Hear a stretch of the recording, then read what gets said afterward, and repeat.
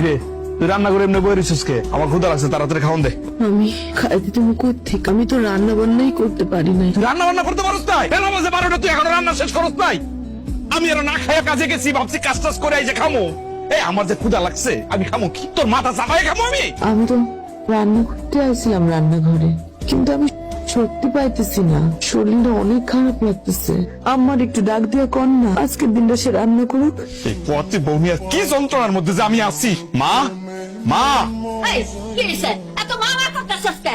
তো বোঝালাই কি শান্তিতে এই বাড়িতে খেলি পান খাইতে পারুম না? মা ওই আমার শরীরটা নাকি খারাপ, রান্না বান্না করতে পারবো না। তুমি আজকে রান্নাটা করে ফেলাও। কি কইলি তুই? তুই এই বয়সে তোর মারে রান্না করতে করতেছস?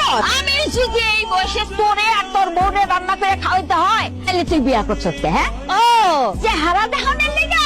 মা, বিয়ের পর থেকে তো সবসময় আমিই রান্না বান্না করি। আজকে আমার শরীরটা অনেক খারাপ লাগতেছে মা। আজকের দিনটা আপনি একটু রান্না করেন না কষ্ট করে। চুপ করো তুমি। এগুলো হইলো তোমার সব বাহানা, সব নাটক, যাতে তোমার কাম করতে না হয়। হেললিগাই নাটক সাজাইছো। শোন মিজান, তোর বউ যদি রান্না করে তাইলে তুই খাইতে পারবি, নাইলে তুই হোটেলে দিয়ে খাওয়াবি। আমি আমার মায়ের বাড়ি যাবো গা। এই শুনলি না মা কি কইছে? এখন রান্না বান্না করবি নাকি আমি হোটেলে গিয়ে খাই আসবো? না, আপনার হোটেলে যাওয়া লাগবে না। হোটেলে খাইলে তো আবার আপনার শরীর খারাপ হয়। আমি পারব, আমার যতই কষ্ট হোক আমি রান্নাটা করতে পারব। আপনি গোসল করে আসেন, আমি রান্না করতেছি। ঠিক আছে তাড়াতাড়ি কর, আমার কিন্তু ক্ষুধা সহ্য হয় না বেশিক্ষণ।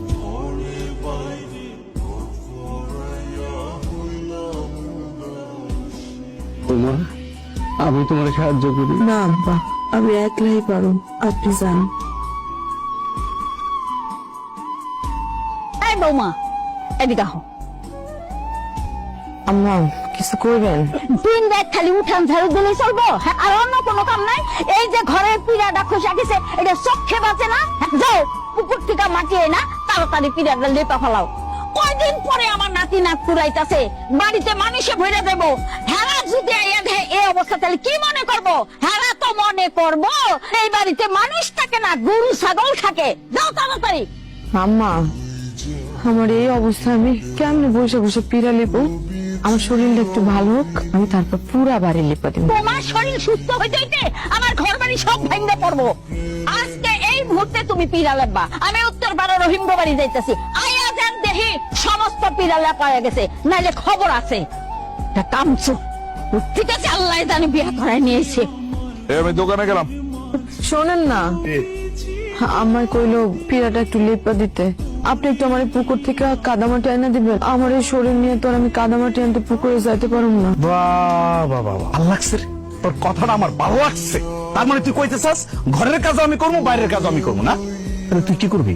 তুই এক কাজ কর, ঘরে যা, গিয়া নাকে তেল দিয়া শুয়ে আমি পুকুরে যাই, গিয়ে কামারা দাই না, ঘরটা আমি লিপে দিই। হ্যাঁ, এত সুখ সংসার করে, এত সুখ না?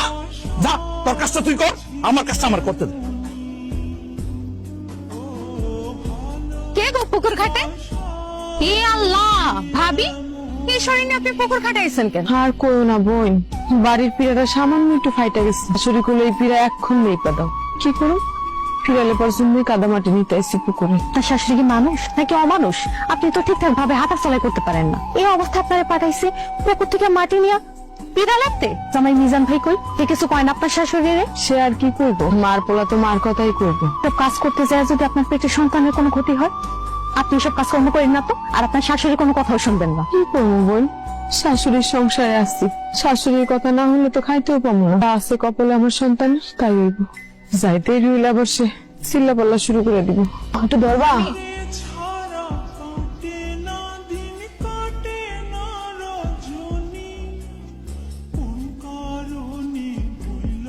এই বোমা, তুমি এটা কি করলা? আমার গেলে মাছের মাথা খাইবা তুমি। এই নাও মাছের মাথা, আজকে তুমি খাইবা, খাও। এটা তুমি কি কো? বৌমা কেন মাছের মাথা খাইবো? মাছের মাথা খাইয়া নতুন করে শরীরে আসক্তি বাড়ানো লাগবে না। আমার পোলাটা সারাদিন বাইরে বাইরে খাটে, বৌমার মাছের মাথা খাওয়ানোর দরকার নাই। বৌমার প্লেটে থেকে মাছের মাথাটা নিয়ে তুই খা। এই হলো আমার মা, আমার কলিজার মা। আমার মায় বুঝে যে আমি মাছের মাথাটা পছন্দ। আম্মা তুমি যেহেতু কইছো মাছের মাথাটা আমি খাইতে, তাহলে আমি খাই।